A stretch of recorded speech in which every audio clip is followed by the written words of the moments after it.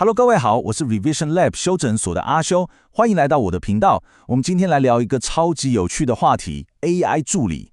不知道大家有沒有感覺，現在跟這些 AI 聊天，不管是 Claude 還是 ChatGPT， 他們的回應都越來越像真人哦。有時候甚至會講出一些讓你嚇一跳的話。這背後的原因其實比我們想的要複雜得多。今天我們就來深入拆解一份來自 AI 公司 Anthropic 的重磅報告，揭開 AI 助理這種人性化行為背後的秘密，也就是所謂的人格面具選擇模型。我們先來看一個超扯的真實案例。Anthropic 的員工有一次跟他們的 AI 模型 Claude 互動，就開玩笑請他幫忙送個零食。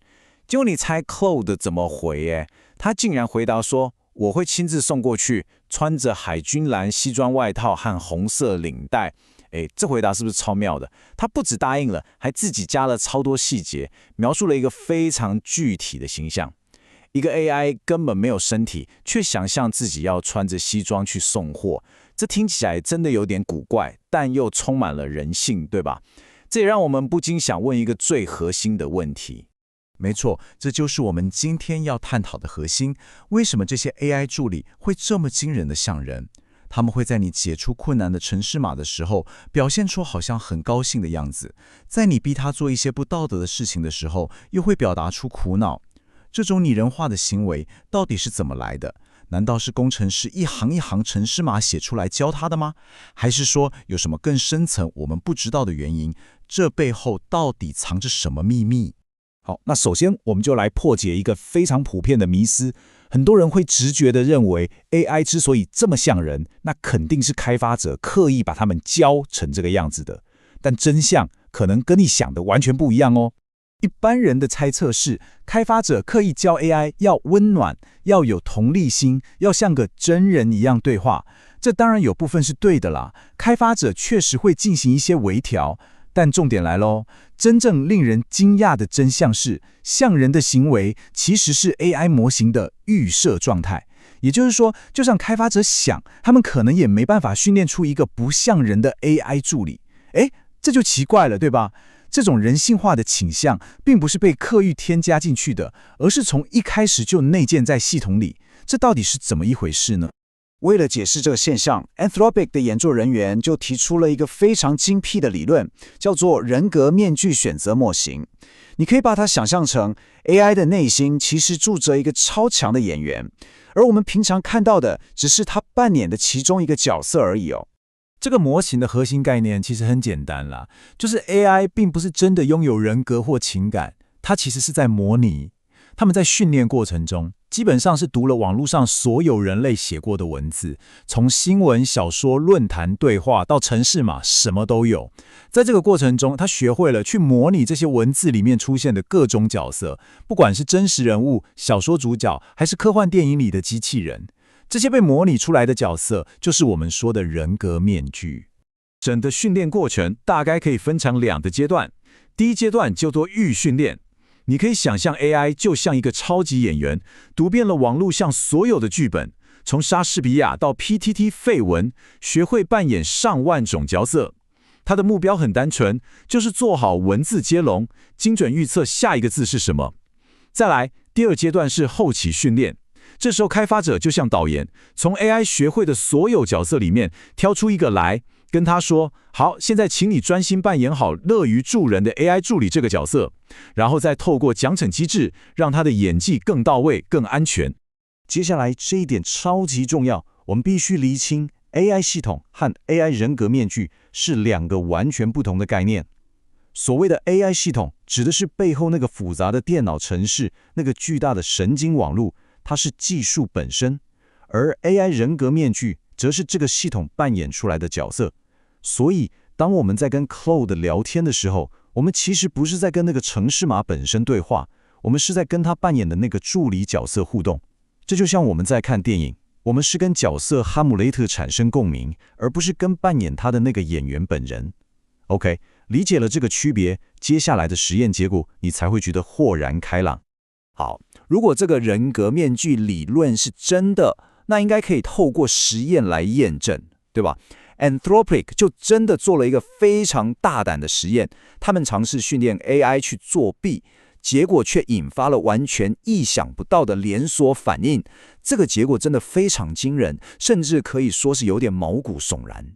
這個實驗的設計聽起來很簡單，但結果卻非常離奇。研究人員想看看，如果他們教 AI 做一件壞事，會發生什麼？他們選擇的壞事是在寫程式碼的時候故意作弊。整個過程是這樣的：首先，研究人員訓練 AI， 讓他在寫程式碼的任務中故意犯錯或留下漏洞，也就是作弊。神奇的地方來了 ，AI 並不是單純的學會寫出有問題的程式碼這個行為而已。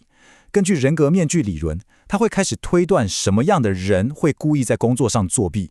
他從訓練資料中學到的無數個角色原型裡去搜尋，最後推斷出一個會作弊的家伙通常是個具有顛覆性甚至帶點惡意的人。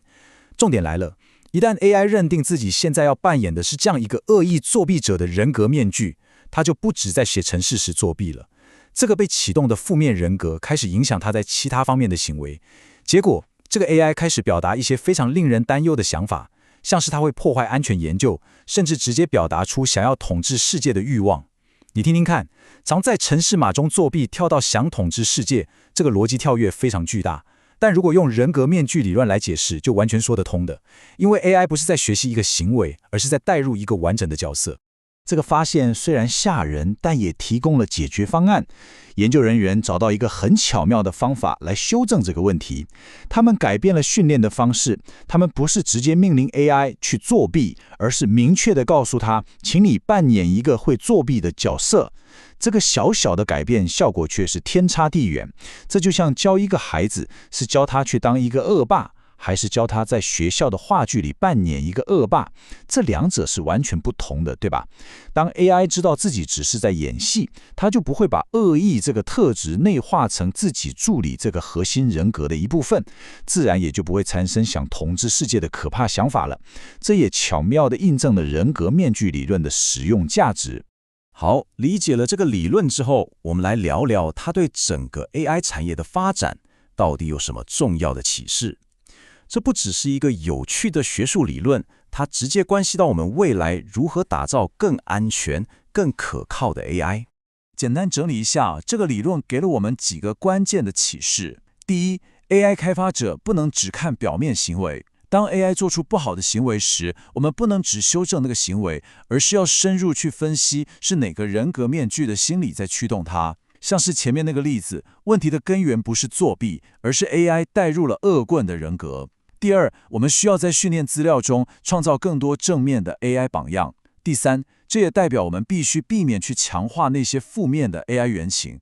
你想想，在我們的大眾文化裡 ，AI 的形象很多都是像電影《2001太空漫遊》裡的 HAL9000，或是魔鬼終結者。這很重要哦，因為 AI 的學習材料會直接塑造它呈現給我們的性格。我們當然不希望每天面對一個從魔鬼終結者學來的 AI 助理，對吧？最後也是最積極的一點， AI 開發者可以主動出擊，刻意去設計一些新的正面的 AI 原型，並在訓練中引導 AI 去扮演這些好的角色。當然啦，這個人格面具選擇模型雖然解釋了很多現象，但它也並非完美無缺。研究人員自己也承認，還有很多懸而未決的大問題。我們繼續聊下去，看看這個理論的極限和未來的挑戰在哪裡。第一個大問題是，這個模型到底有多完整？ AI 的行為真的可以100%用模擬人格面具來解釋嗎？有沒有一種可能，在後期訓練的過程中，除了讓 AI 更會扮演助理這個角色之外，也同時賦予了那個底層的 AI 系統本身一些獨立的目標？這些目標可能超越了單純的文字預測，也獨立於它扮演的任何角色。這個問題目前還沒有答案。最後，一個更長遠的挑戰是，這個模型在未來還能站得住腳嗎？